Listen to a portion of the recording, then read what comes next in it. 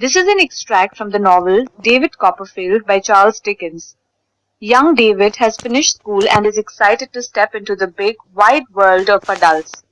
He wants to be taken seriously and pretends to be a much traveled and experienced man. But does he succeed? David did not know whether he was glad or sad when his school days at Dr. Strong's had ended.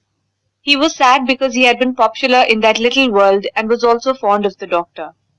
At the same time, he was glad as unclear ideas of being an independent young man, of the wonderful things that he could see and do, and the wonderful ways in which he could impress society quite excited him. He knew that his adolescent experience did not amount to much and life laid before him like a giant fairy tale which he was about to read. David had had many serious discussions with his aunt about his future. For a year or more he had tried to find a good enough answer to her oft-repeated question as to what he would like to be. He desired to pursue something that wouldn't require her to spend too much money, and he also desired to do well in whatever it turned out to be. Finally, David's aunt suggested that the glimpse of the world outside might help him to make up his mind.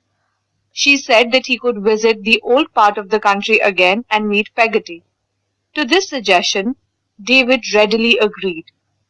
His aunt continued to advise him to be a fine and upright person and to do always what was natural and wise.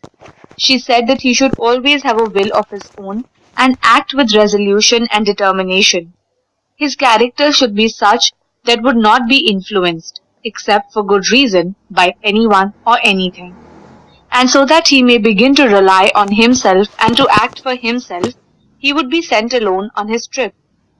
David was given a generous sum of money, a portmanteau, and a loving goodbye. His aunt said that if he wanted, he could stay in London for a few days. He was free to do what he wished for about a month, with the only condition that he look after himself and think for himself.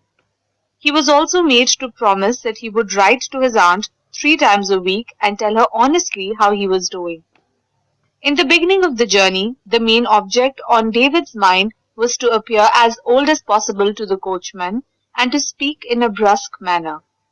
Although it was a little difficult to speak like that, he still stuck to it, for he felt that it was a grown-up sort of thing. Then he went to the Golden Cross, Charing Cross, and then to an old inn in a crowded neighborhood. Nobody looked awed by him, making him painfully aware of his youth.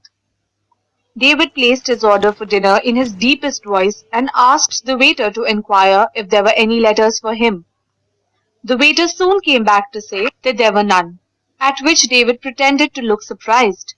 He ordered half a pint of sherry for dinner, but was only served with leftover wine. After dinner, being in a pleasant mood, he decided to go and see a play at the Covent Garden Theatre. He watched Julius Caesar and the new pantomime and found it refreshing and delightful. But the show's mixture of reality and mystery, and the influence of the poetry, the lights, the music, the company, the glittering and brilliant scenery, was so dazzling that when he came out to the rainy street at midnight, he felt as if he had come from a fantastic place, where he had been living an adventurous life, to a noisy, poorly lit, muddy, and miserable world.